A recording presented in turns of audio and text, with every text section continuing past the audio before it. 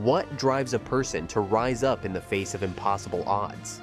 To challenge the might of an empire and the fate of a nation with nothing but faith and a belief in something greater. Joan of Arc did just that. An untrained peasant girl standing at the crossroads of destiny, a divine vision, a mission only she could see, and a country in ruins. But what if the girl who was about to change the course of history wasn't a soldier, but a messenger? What if she wasn't simply fighting a war? She was fighting for something bigger, for the soul of a nation? Let's go back to where it all began, to the moment when a young girl from a small village found herself at the heart of a revolution that would shape the world forever.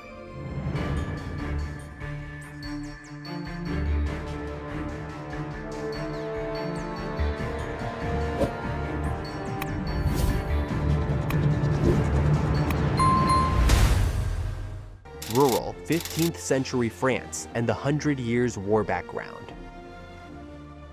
In the early 1400s, France was a fractured country, torn apart by decades of war.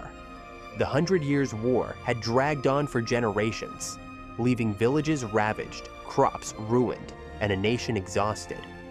The English had claimed large swaths of land, and their alliance with the Burgundians had divided the kingdom. Paris had fallen, and the true king, Charles, was barely more than a symbol. His authority undermined by those who questioned his right to rule. Yet, while the kingdom was unraveling, life in the countryside remained largely unchanged. Slow, methodical, and grounded in faith. The people of rural France were familiar with hardship. Their lives were shaped by the seasons, the land, and the heavy hand of war that sometimes passed through their villages. Domremy, the small village where Joan was born, was no exception. It sat on the edges of the conflict, hearing the rumblings of war, but largely untouched by its direct violence. The war's toll had reached even the farthest corners of France, but the people in Domremy still held on to their faith. To them, the struggles of the kingdom were abstract. Their world was rooted in daily survival, in family, and in prayer. The 100 Years' War was something they heard about but rarely saw. In their quiet lives, they focused on what they could control: their work, their homes, and their connection to the divine. Little did they know, the child growing up in their midst would soon change the course of history for their country. This was the world that Joan of Arc was born into. A world in pain, a world divided, and a world searching for answers. The kingdom of France might have been broken, but in the heart of a humble peasant girl, the seeds of a divine mission were being planted.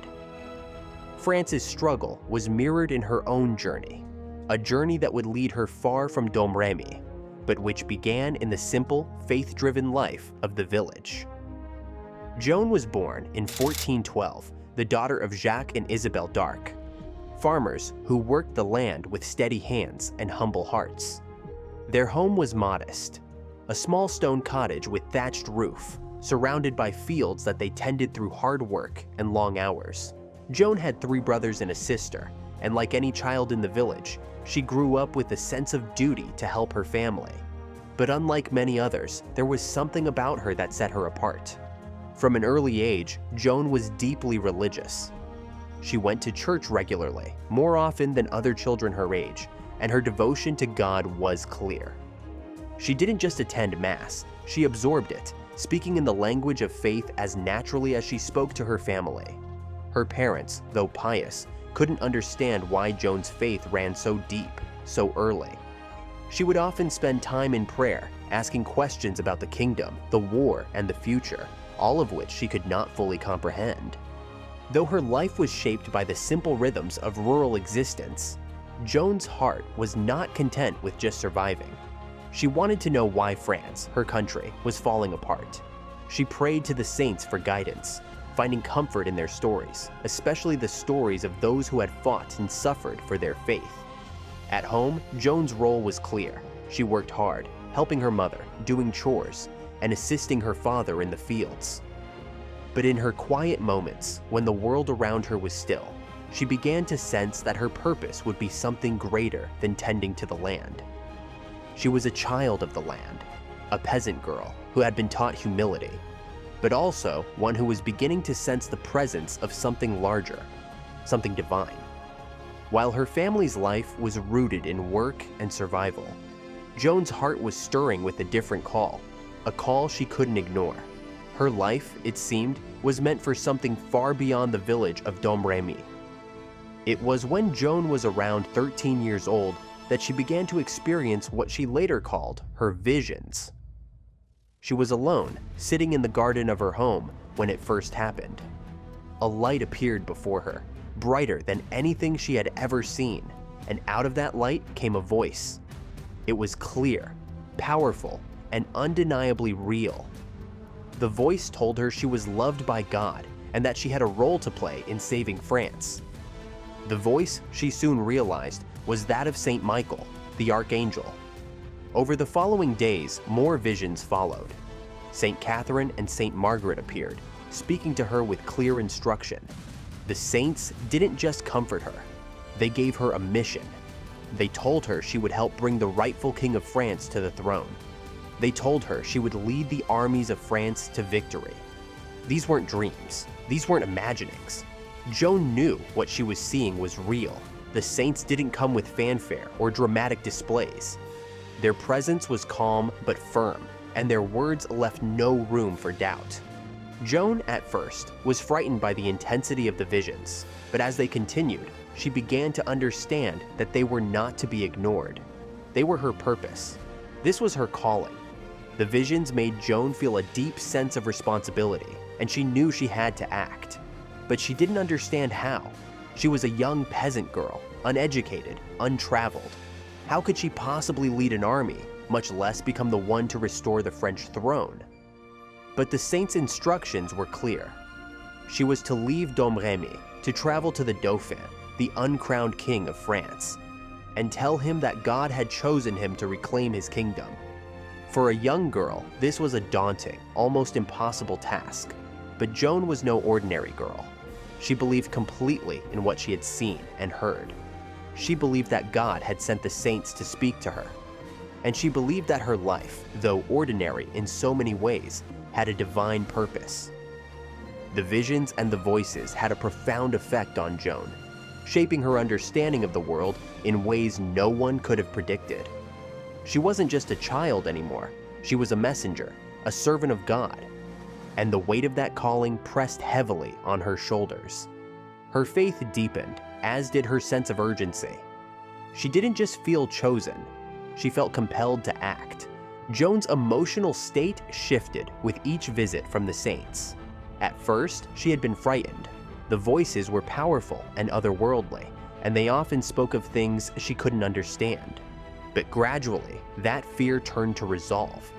She knew, without a doubt, that this was her mission. She felt it in her bones. The saints had given her a task, and she couldn't turn away from it. As Joan's spiritual clarity grew, so did her isolation. The more she spoke of the voices, the more she realized that no one else seemed to hear them. Her family didn't understand. The villagers whispered behind her back. Some called her mad. Others saw her as a threat. But Joan couldn't stop listening. She couldn't stop believing that this was what she had been born to do. Even as she faced confusion and disbelief from those around her, she felt a growing certainty that she had a purpose beyond the walls of Domremy. Her faith became her anchor. It wasn't just a set of beliefs. It was a force that propelled her forward. The more the visions came, the more she felt invincible. She knew her path was hard, but she also knew that it had been set for her by something far greater than any earthly power. The voices and the saints weren't just guiding her, they were shaping her into something more than she had ever imagined. As Joan's emotional and spiritual connection to the divine deepened, so did her inner conflict. She loved her family, her village, and her life in Domremy. But she knew, deep down, that she couldn't stay. She couldn't ignore the call. And so, she made her decision. She would leave everything behind. The war-torn kingdom of France needed her, and she would go to fulfill her calling, no matter the cost. Joan's internal calling was more than just a whisper. It was a roar, a pull from deep within her soul. It wasn't just about the visions or the voices. It was about the truth she felt in her heart.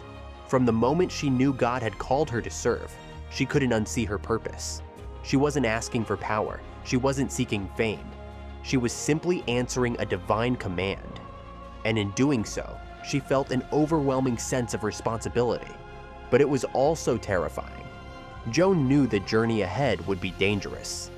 She was a girl from a small village with no military experience, no connections to power, no knowledge of how the court worked, but the certainty she felt made her push forward.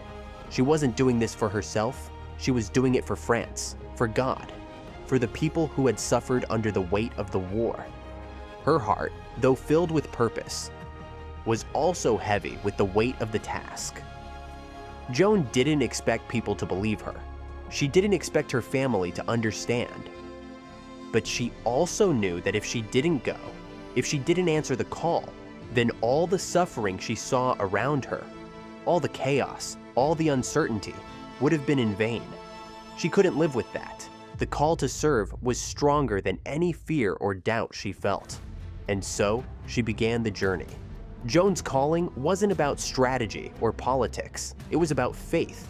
It was about the belief that God had chosen her for this task and that nothing could stand in the way. No matter the danger, no matter the obstacles, Joan was resolute. Her heart was clear. She would serve France.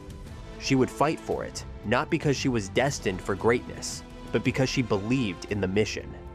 She believed that with God's help, France could be restored. And she believed she was the one to make it happen. Her decision to leave Domremy was both a spiritual awakening and a painful goodbye. Joan's life had been humble, rooted in the soil of her village, but the call she felt was greater than the life she had known. She had been given a task, and that task would take her far from home. The journey would be difficult, the battles would be hard, and the road would be long. But Joan's internal calling was unwavering. She knew what she had to do, and now nothing could stop her. The messenger no one expected. Joan didn't walk into history, she pushed her way in. By the time she turned 17, the visions had made it clear. Her task wasn't just spiritual, it was national. She was to find Charles, the uncrowned Dauphin, and tell him, face to face, that God had chosen him to save France. She believed this completely. But to everyone else, she was just a teenage girl from nowhere, claiming to hear from saints. That made her dangerous, or delusional, or both. She went to Vaucouleurs first. It was a small garrison town under the control of Captain Robert de Baudricourt. He was loyal to Charles, and he had the power to grant safe passage across enemy territory. Joan needed his permission. She arrived in a rough tunic without money, armor, or any protection beyond her belief. She asked to speak to him directly. He laughed. Then he told her to go home to her father. But she didn't leave. She stayed in town, helping at an inn, and talking to soldiers, priests, anyone who would listen. And slowly, people started listening. Not because of her age, not because of her story, because of her certainty. She didn't blink. She didn't waver. She spoke about battles before they happened. She predicted news from the front lines, accurately. Word spread. Something about this girl was different. Baudricourt eventually let her return, but she came back again. This time, she made a prediction that a major French defeat had just taken place near Orléans. Days later, the news arrived. She had been right. Baudricourt didn't believe in visions, but he understood war. And in war, certainty is rare. Joan had it. He gave her a horse, a sword, and a small group of men to escort her to the Dauphin's court in Chinon. She dressed in men's clothing for the journey, not to pretend, to survive. It wasn't about image, it was about protection. The road ahead cut through enemy lines, wild forests, and territories crawling with English patrols. Her escorts were unsure. Her destination was uncertain, and her safety wasn't guaranteed. But Joan didn't hesitate. She was ready. The trip from Vaucouleurs to Chinon wasn't a pilgrimage. It was a risk.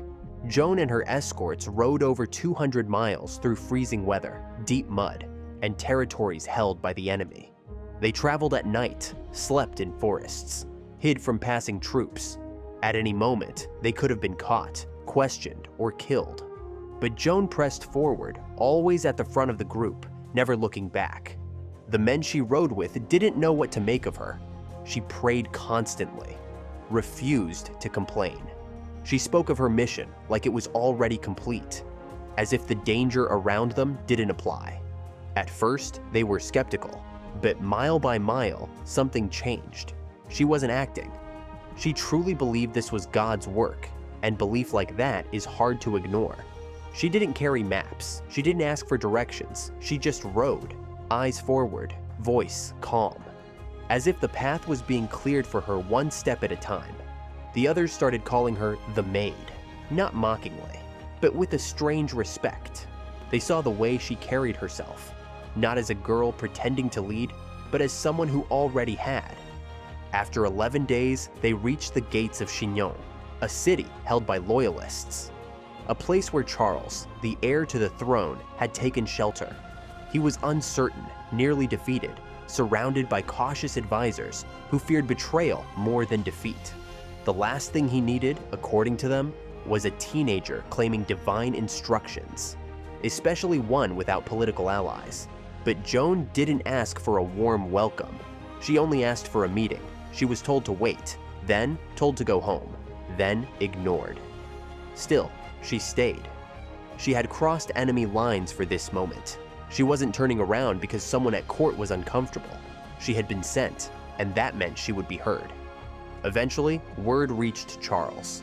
A strange girl had arrived, dressed like a boy, claiming she'd been sent by God. Some laughed, some worried, but curiosity won. He agreed to see her, once, in secret, in a room filled with men who didn't believe. Charles was unsure of everything: his title, his future, his claim to the throne. The war had crushed his spirit. His own mother had aligned with the enemy. His advisors didn't trust each other, let alone outsiders. So when Joan was brought in for the first meeting, he made a decision. He would switch clothes with someone else. He would stand in the crowd. He wanted to see if she could find him. She walked into the room, glanced briefly around, and without pause, turned toward him. Not the man on the throne, the real Charles. She pointed to him and knelt. "I am sent to you," she said. "The King of Heaven commands it." It wasn't a guess, it was direct. Charles was stunned, so were the others. It made no sense. But she knew. He asked for a private meeting, no advisors, just her and him. No one knows exactly what she said in that conversation, but when they emerged, Charles looked changed. Something in him had shifted. He didn't declare her a prophet. He didn't give her an army, but he didn't send her away either. And that silence meant everything. The court didn't like it. Some called her dangerous. Others whispered about witchcraft. Theologians were brought in. Priests questioned her for days. They asked about her visions, her saints, her prayers. They tried to find contradictions. They didn't. She never stumbled, never contradicted herself. She answered like someone who wasn't making it up. Eventually, they admitted it. Nothing she said went against the church. Nothing could be condemned. And Charles, who had once doubted his own right to rule, began to believe again. He didn't fully understand her, but he knew one thing: France needed hope, and Joan had brought it. Still, giving her an army wasn't a simple decision. She was young, female, unknown. The nobles pushed back. The generals scoffed.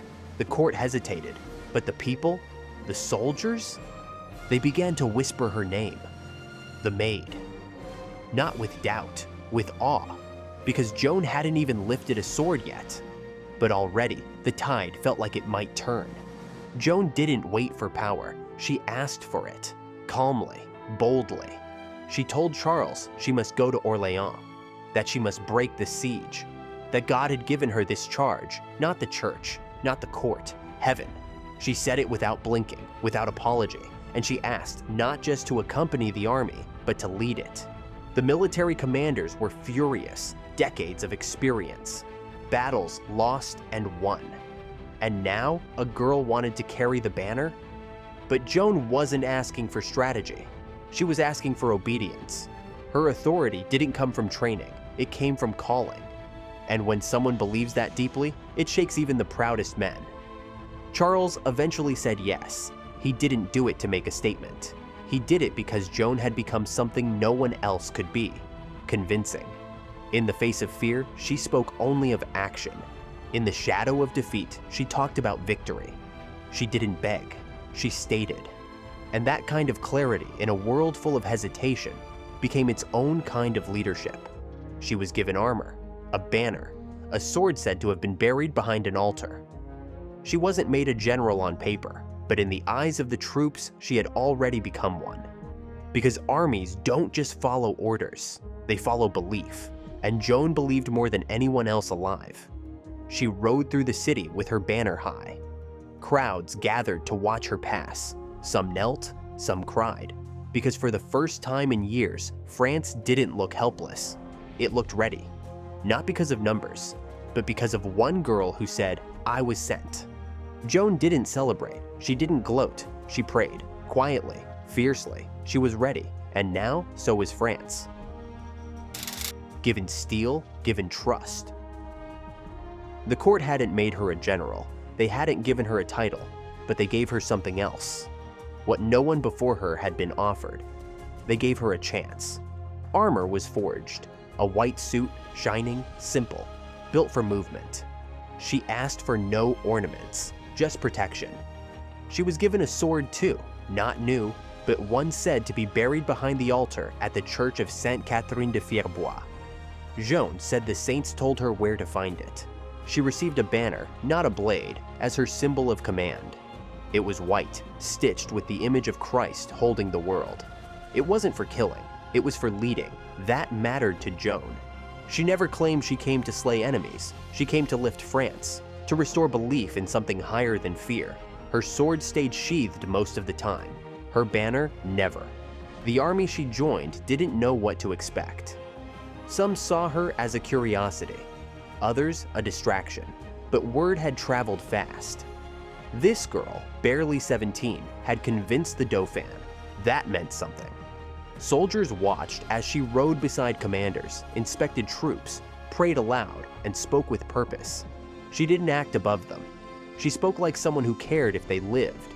Her presence brought something France hadn't seen in years: unity. Even bitter commanders stopped arguing long enough to listen when she entered the room.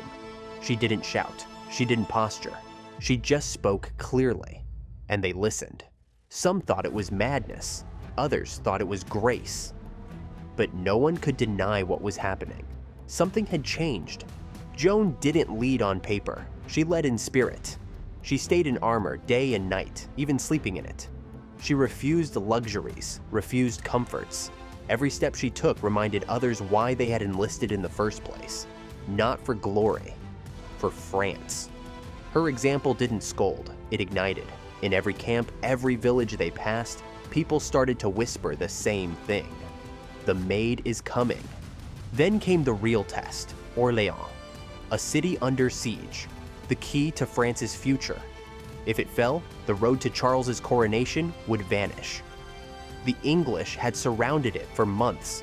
No one had broken through, until now. When Joan arrived outside Orléans in late April 1429, the city was barely holding on. English forces had tightened their grip. Supplies were thin, morale was worse. French commanders had failed to break the blockade. Inside the walls, the people were starving, terrified, and tired of believing in promises. But then, they saw something they hadn't seen before. A girl in full armor, riding with the army. Joan didn't wait for permission. She insisted they enter the city immediately. Some commanders objected. They feared a trap. They feared failure. She didn't argue. She prayed. Then, she led the soldiers across the river, under cover of darkness, through an unguarded gate. And just like that, Joan of Arc entered Orléans. No fear, no delay, no turning back. The city came alive at the sight of her. She walked through the streets with her banner raised. Women cried, children followed. Men whispered her name like a blessing. She spoke to soldiers as they stood at their posts. not like a preacher, like a commander who believed they could win. She told them the siege would be lifted, that God had declared it, that they must fight with honor and stop doubting themselves. Within hours, she had changed the mood. The fear didn't vanish, but it was challenged. And for the first time in months, the people of Orléans felt something crack through the despair. Hope. They didn't understand why they believed her. They just did. It was the way she looked at them, like she already saw the victory coming. She pushed for action. She argued against delay. She told commanders the English must be attacked, not tomorrow. Now, some resisted, but the soldiers didn't. They were ready. They trusted her more than anyone else. They had seen enough generals sit and wait. Joan was moving, and they followed. The French began their assaults on the English outposts surrounding the city, tower by tower, fort by fort. Joan rode with them every step. She didn't just command, she fought. And when she did, people began to believe the impossible wasn't so far away after all. May 7th, 1429. The battle for the last major English stronghold at Les Tourelles. Joan led the charge. She was still a teenager, dressed in white armor, riding into the center of the fight. Arrows rained from above. Blood soaked the ground. It was chaos, and in the middle of it, her banner. She climbed ladders, shouted orders, rode between lines. At one point, she was struck by an arrow just above her shoulder. She fell. The soldiers panicked. Some cried out, some froze. But Joan stood up, pulled the arrow out herself, and went back to the front line.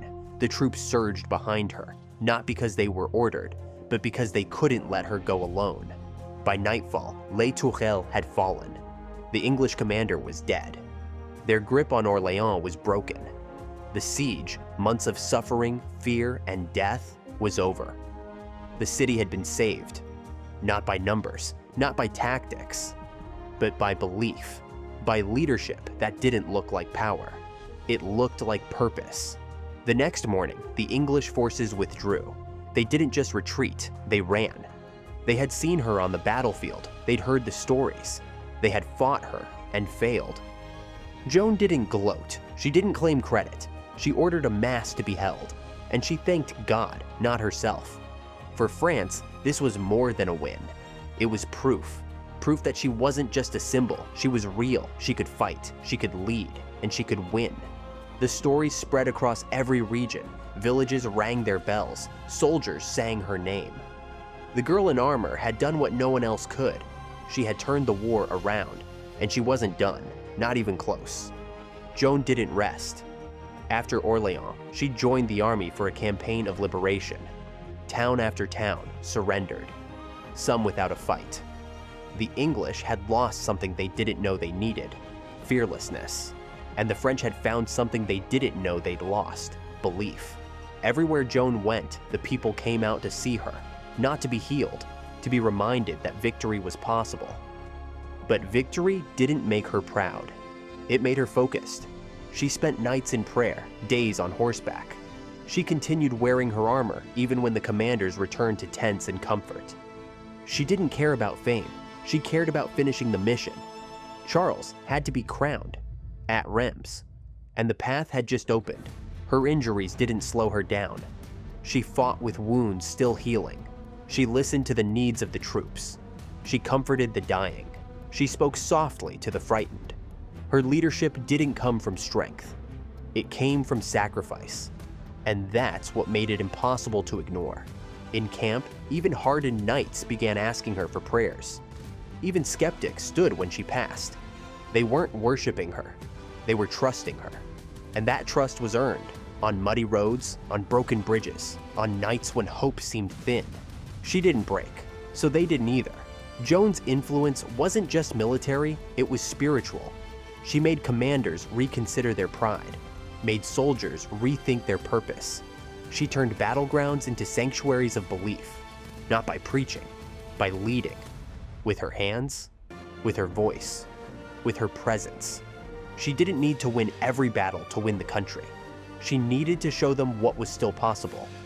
And at 17, wearing battered armor and carrying a hand-sewn banner, she was doing exactly that. At first, they had called her foolish, then strange, then chosen. Now, they called her commander. Soldiers, once skeptical, now asked to ride beside her. Towns that once feared the English now opened their gates to her army. And men who once swore she was just a girl now told their sons she was a sign. She had become more than a fighter. She was a presence. Crowds gathered just to see her pass. Some reached for the hem of her tunic. Others left gifts, letters, prayers. She didn't ask for any of it. In fact, she often refused praise. Every compliment she redirected to God. Every question about her strength, she answered with humility. But behind the admiration, suspicion still lingered. Some church officials were uneasy. Some nobles saw her rise as a threat. She didn't play politics. She didn't build alliances. She followed her call. That made her hard to control. And people in power fear what they can't control. Still, no one could deny what had happened. The map of the war had changed because of her. France had changed, and so had the king. Charles, once uncertain, now saw the path ahead.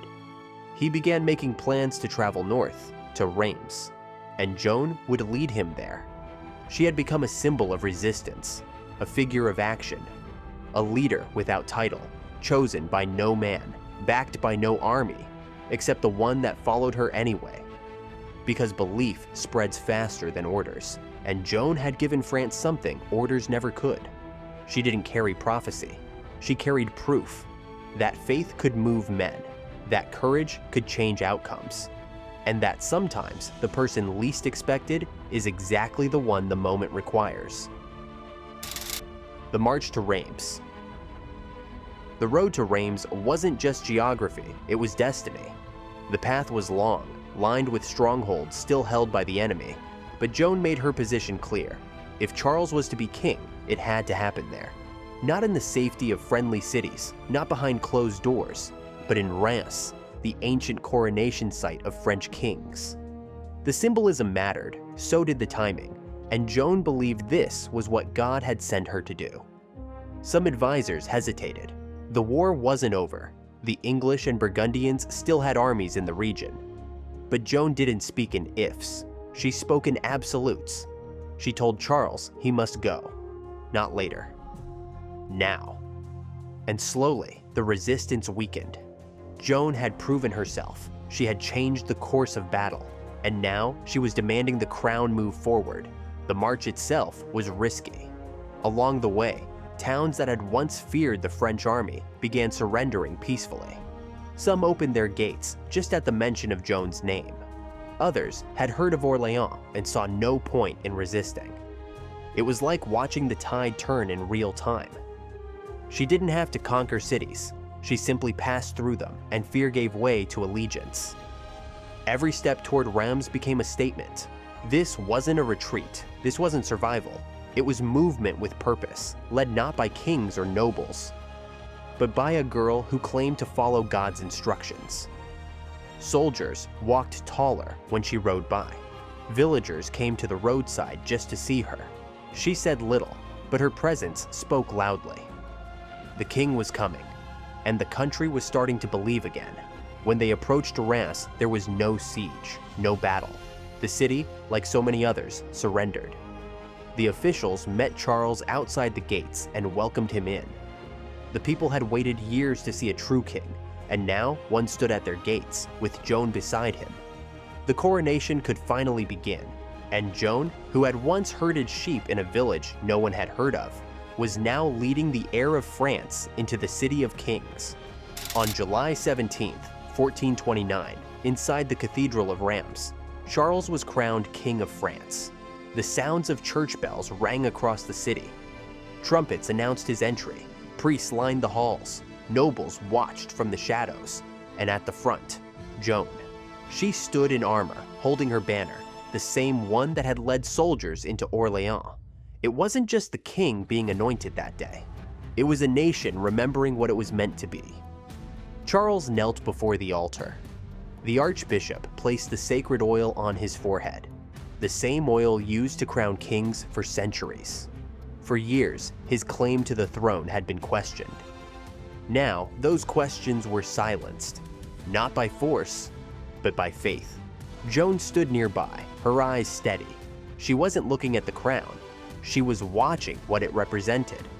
She had said from the beginning, this was her mission, not power, not position, but this, to see Charles recognized as the rightful king.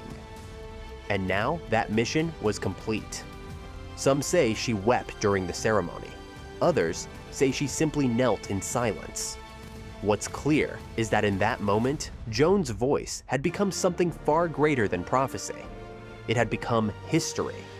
The people in the cathedral stared at her as much as they did the king. To many, she was the reason they were even standing there. Soldiers who had marched with her looked on with pride. Priests who had doubted her stood in reverent silence. Even her enemies, watching from afar, could no longer deny what she had done. After the coronation, Joan approached Charles and knelt before him. She addressed him not as Dauphin, but as king. Her voice, calm and measured, thanked him for trusting her.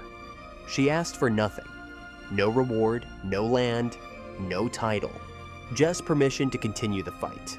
The coronation was a high point, a culmination. But for Joan, it was also a turning point.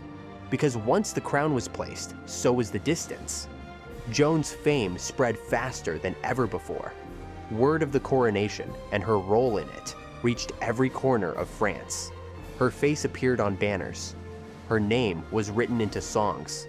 Villages called her a gift from heaven. Crowds gathered wherever she went. And yet, she never changed.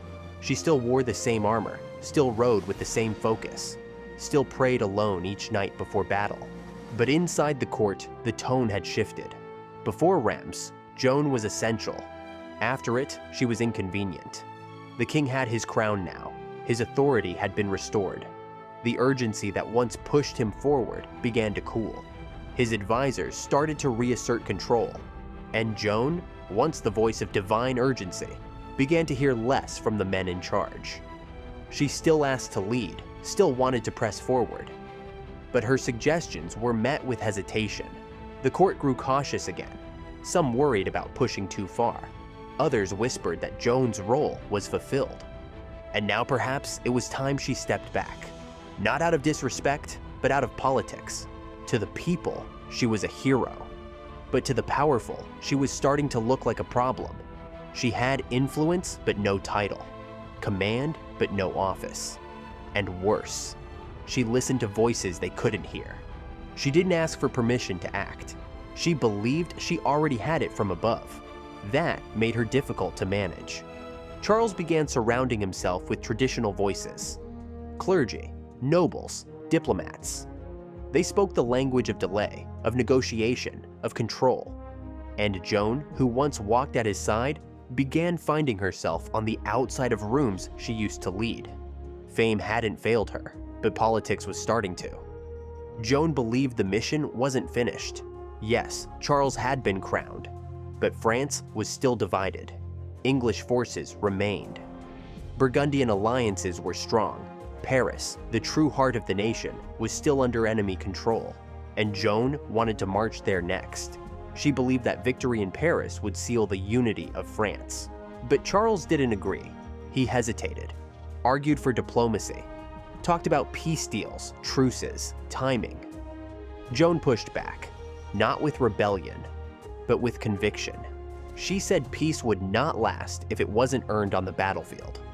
That God had not told her to stop. But Charles had changed. The urgency was gone. Now, he spoke more like a politician than a king. She begged him to move, to let her lead, to trust what had brought them this far. But every time she spoke, his advisors countered. They called her reckless, said her presence provoked enemies, that her victories had been luck, that now was the time for careful thinking, not faith-based action. Charles listened, and Joan watched the door begin to close. She was still allowed to ride, still join some campaigns. But the freedom she once had to lead, to act, to speak, was slowly taken from her. Orders were filtered, decisions delayed. Joan, who once carried armies with her voice, now stood in silence outside council chambers.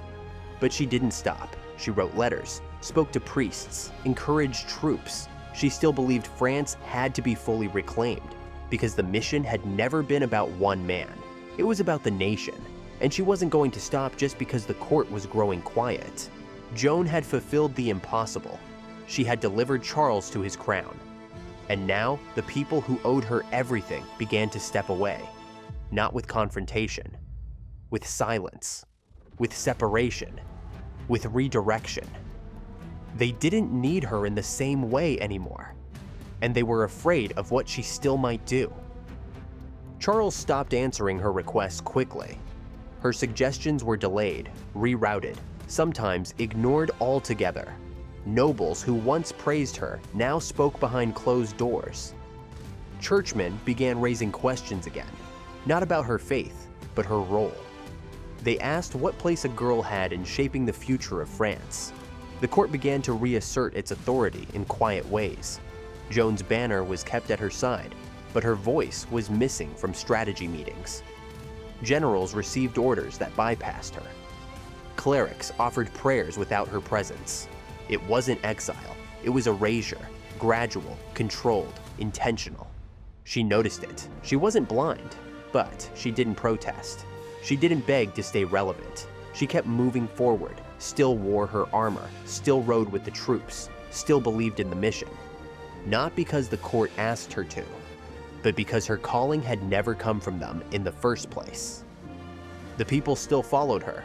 In villages and camps, her presence was a spark, but the court had shifted its gaze. Now that Charles was king, they wanted normalcy, protocol, hierarchy, and Joan, untrained, untitled, unquestioning of her divine orders, didn't fit the mold anymore. This was the peak, the moment when her purpose had been fulfilled. And yet, from the edge of triumph, she could already feel something slipping. She had crowned the king, but she could not command the crown. Joan's continued military campaigning against orders. Joan had already changed the course of history for France, but her mission was far from over. After the crowning of Charles VII, she didn't step back. She didn't seek fame. She sought victory. The war was still raging, and she believed her purpose had not been fulfilled. She wanted to continue pressing the English back, liberating more territories, and pushing for a final reckoning in Paris. But this time, her plans were met with resistance from Charles himself. Though Charles had allowed her to lead in battle before, now the stakes were different. He had his crown. France was safer than it had been in years. The kingdom was beginning to stabilize politically, and his advisors were growing cautious. They wanted peace, not more bloodshed. But Joan, driven by the conviction that France had not yet won its freedom, felt a profound urgency to keep moving forward. Her vision wasn't only for Charles. It was for the people of France, for their survival. Her loyalty to Charles had been unquestioned, but it was now clear that her fervor was no longer in line with his more strategic approach. Joan's desire to keep fighting, against orders, against the advice of the court, set her at odds with the very man she had crowned. The king, who had once relied on her as his divine instruments, now hesitated. And Joan, undeterred, continued pushing for the next battle, ignoring the political calculations that surrounded her. Joan didn't see herself as a soldier obeying orders. She saw herself as a servant of God, following a higher calling. So when she was told to stop fighting, when her desire to liberate more cities was dismissed, it didn't feel like political advice. It felt like a betrayal. To Joan, this wasn't a question of military strategy. This was a matter of divine will. But in the eyes of those around her, the situation had changed. Joan's role was becoming a symbol, not a commander. Her frustration grew. The advisors who once praised her now treated her as an afterthought. And though Joan was still permitted to fight, it was no longer on her terms. Her presence on the battlefield was reduced to a mere ceremonial role. She had led armies to victory. Now she was asked to follow, and yet Joan's faith in her mission remained as strong as ever. She still believed in the victory of France. But the crown she had fought to place on Charles's head was now turning against her. By the spring of 1430, Joan's influence was at its peak, but this would also mark the beginning of her fall. Joan had pushed for a military campaign in Compiègne, a strategic city that stood between French territories and the Burgundian-controlled north. Joan believed it was the next logical target, an opportunity to weaken the English and give France a permanent hold on the region. But this was not part of Charles's strategy. Despite Charles's reluctance, Joan led her forces toward Compiègne, defying the orders of the court. The siege began with fierce determination, and Joan's presence once again rallied the French soldiers. Her reputation on the battlefield was legendary, and even the most seasoned generals recognized the morale boost she brought. But despite Joan's charisma and courage, Compiègne was a stronghold. The siege was not going well. Supplies ran low, enemy forces were entrenched, and despite her unwavering belief, Joan could feel the pressure mounting. The battle turned when Joan, in a desperate attempt to break the siege, tried to lead a charge against the Burgundian forces. But this time, the odds were stacked too high. In the chaos of the fight, Joan was separated from her soldiers. She was captured by the Burgundians, who had surrounded the city. They were quick to act, knowing the value of the prisoner they had just taken. Joan, once the revered warrior, was now a prisoner of war. The news of Joan's capture spread quickly. Those who had fought alongside her were left in disbelief. Joan had been taken, and France's greatest symbol of hope was now in the hands of the enemy. The loss of Orléans, of the Maid, wasn't just a military defeat. It was a psychological blow to the entire French cause. Joan had been the heart of the fight, the symbol of divine intervention. Now, with her capture, that light seemed to dim. The fate of France hung in the balance. Joan's capture was more than a military loss. It was a betrayal. She had been betrayed by the very forces she had fought to protect. The court, which had once praised her, had now left her to be captured by their enemies. Joan, the maid who had led France to victory, was now in enemy hands. The battle for her freedom had just begun. Joan's capture was not just a defeat on the battlefield. It was a blow to the heart of France. The Burgundians knew what they had. They understood the value of this prisoner. Joan of Arc was more than a soldier. She was a symbol. She was the force that had driven France forward. The English knew it too, and they quickly made an agreement to purchase her from the Burgundians. Joan, who had once ridden freely across French fields, now found herself in the hands of the very enemy she had fought. She had been captured not in the heat of battle, but in a calculated move by the Burgundians to sell her to the English. The moment she was handed over, she lost not only her freedom, but her identity as a military leader. To the English, she wasn't just Joan of Arc, she was a commodity, a prize to be used in their campaign to discredit her and break the spirit of France. In the days following her capture, Joan was transported under heavy guard, bound and shackled, to the English stronghold at Rouen. The journey was humiliating. She had gone from being the girl who had led men to battle to a prisoner, paraded through enemy lines as a trophy of war. She was no longer the Maid of Orléans, the divine messenger of France. She was now Joan the prisoner, the girl who had failed. But even in captivity, Joan's faith did not waver. She knew the stakes were higher than ever. The English, knowing the power she held, planned to use her as a political tool. They would put her on trial, charge her with heresy, witchcraft, and cross-dressing, crimes, they argued, that undermined the authority of the church. Her life was now in their hands, and she had no choice but to fight back with the only weapon she had left, her belief. Joan was subjected to the most grueling of conditions. She was interrogated relentlessly by English officials who wanted to break her spirit. They tried to twist her words, to force confessions from her. But Joan, with the strength she had always relied on, refused to yield. Her faith in her mission, in her divine purpose, kept her strong. But even in the face of such cruelty, she understood that the world was now looking at her. She wasn't just fighting for France anymore. She was fighting for something far larger, her very soul. Joan's capture was a tragedy for France. She had been the symbol of the country's salvation, and now, with her in English hands, France's greatest hope seemed to be slipping away. The question that remained, however, was this: why had Charles VII, the man Joan had crowned, not acted to save her? He had once depended on her. He had owed her everything. But now, in her darkest hour, he remained silent.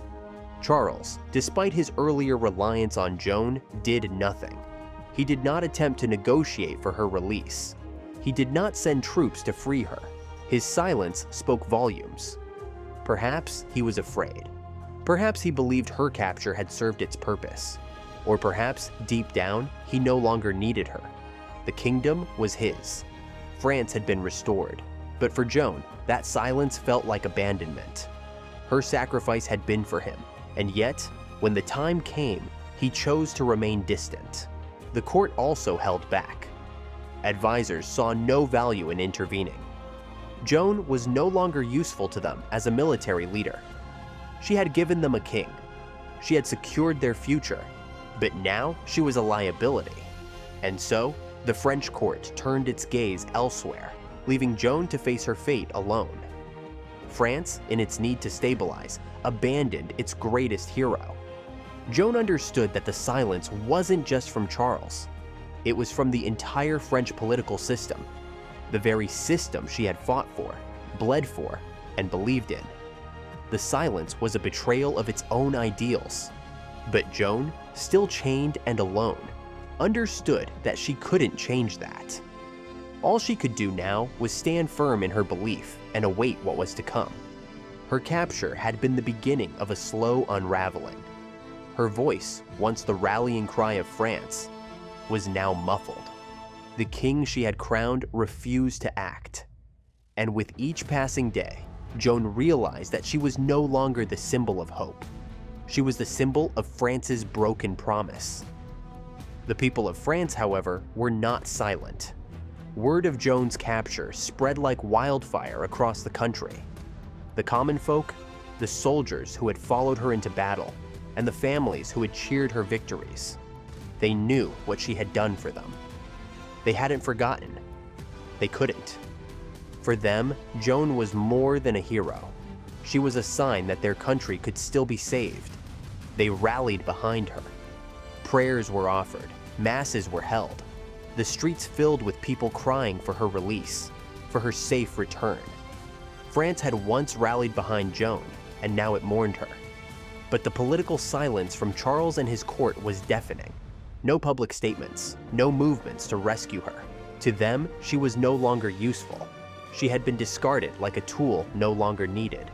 Joan had gone from being the Maid of Orleans to a prisoner of war, and now, in her captivity, she became the martyr of France. The public could see the difference between the French ideal they had fought for and the cold, political world that had abandoned it. Joan had given everything for the country, but the country, in return, had given her nothing. The public reaction, however, was not just about Joan. It was about what she represented. She represented a France that could be united, a France that could rise from defeat. And in her captivity, France's unity was torn. Joan was still the symbol of their hope, but now she was more than that. She was the symbol of their broken faith. Joan's trial for heresy, witchcraft, and cross-dressing. Joan's trial began in January 1431, less than a year after her capture, and it would become the culmination of a political and religious effort to break her spirit. She was charged with heresy, witchcraft, and cross-dressing. The accusations were not about the battles she had fought or the soldiers she had led. They were about her very identity. The English wanted her defeated, not just as a military leader, but as a symbol of defiance. She stood before the court, composed, though surrounded by enemies. The trial was a spectacle, but it was not based on law or justice. It was about politics. The court was corrupt, and its members were biased from the start. The English needed her convicted, not for what she had done, but for what she represented. a challenge to their authority and a figure too powerful to be allowed to live. The church was complicit, manipulated by political forces to act against a woman who, until then, had been nothing but faithful to the divine. Joan's behavior during the trial was remarkable.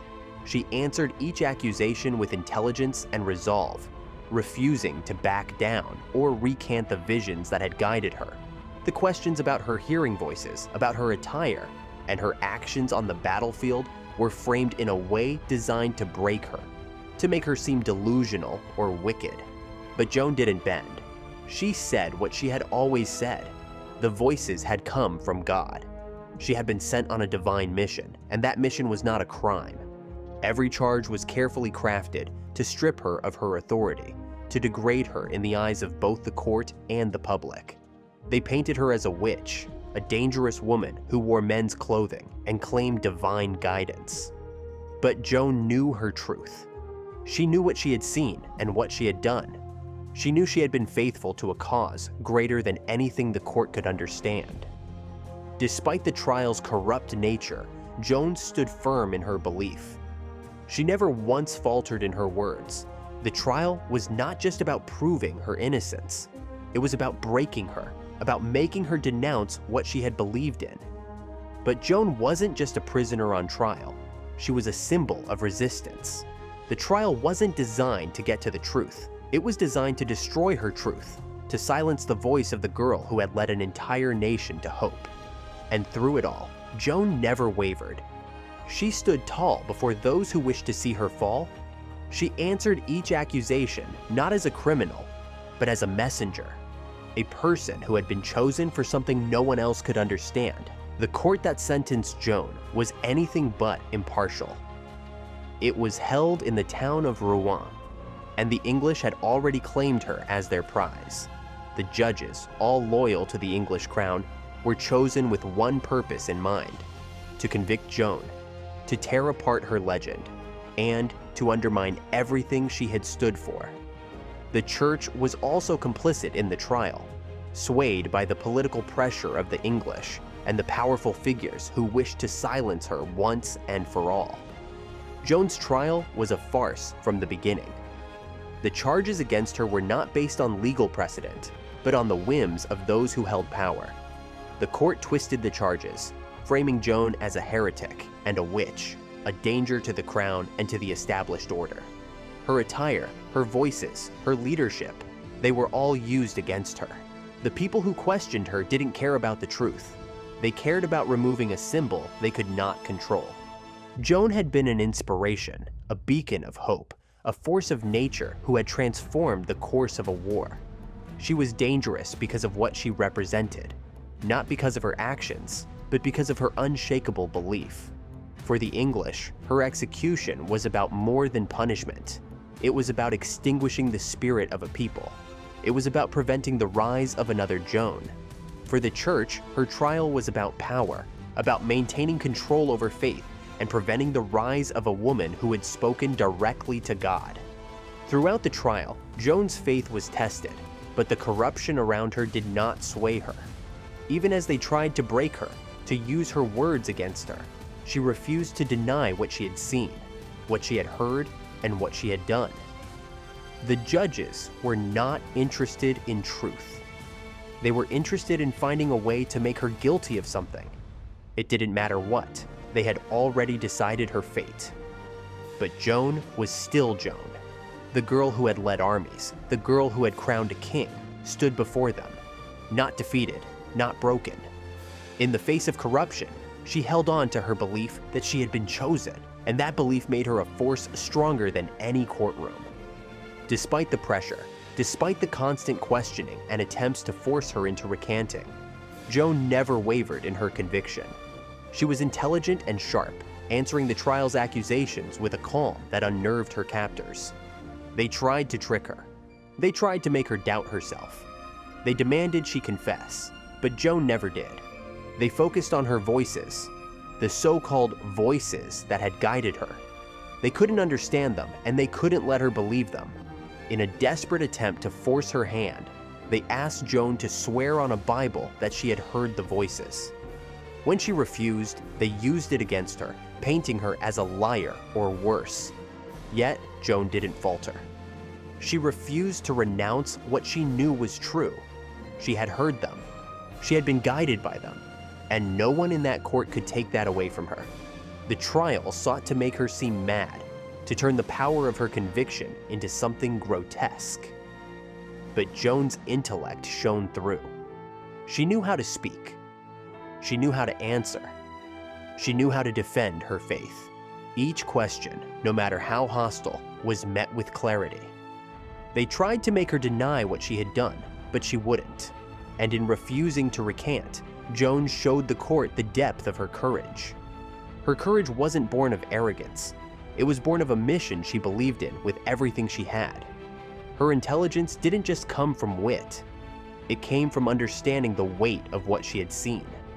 The voices were not just her guide. They were her truth. And to deny that would have been to deny everything she had fought for. Her strength wasn't in her sword or her banner. It was in her refusal to be broken, even when they told her she would be. In the face of certain death, Joan remained steadfast. Her courage was unwavering.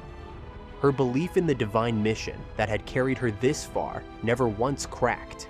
She was still Joan of Arc, an unwavering symbol of faith, strength, and unshakable resolve. And no trial, no judge, no political power could take that from her. The trial came to an end, and the sentence was swift. Joan was convicted of heresy, witchcraft, and cross-dressing, charges that had been manipulated from the start to strip away her power, her truth, and her legacy. The court knew what they had to do. They had broken her spirit in ways they could never fully understand. They condemned her to die. On May 30th, 1431, Joan was led to the market square in Rouen. Her hands were bound and her eyes were clear. She didn't beg for mercy. She didn't plead for her life. She walked to the stake with the same conviction that had carried her through battle, the same faith that had driven her to lead armies. And as the flames were set, she looked to heaven.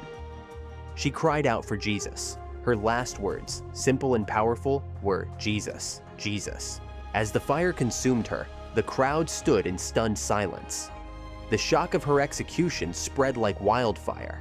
The maid, the girl who had led France to its greatest victories, was gone.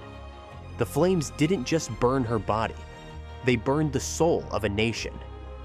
Her death was not just the end of a life, it was the death of a symbol that had once brought hope to the hopeless, strength to the weak. The execution was brutal. The flames swallowed her whole.